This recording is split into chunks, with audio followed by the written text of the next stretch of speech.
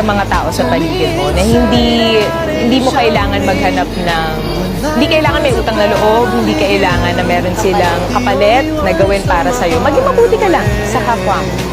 Oh my God! Wow! Kung ang kabit mo ay dalawa, itago mo lang ang isa. Liligaya ng lubos kung nakatago na siya.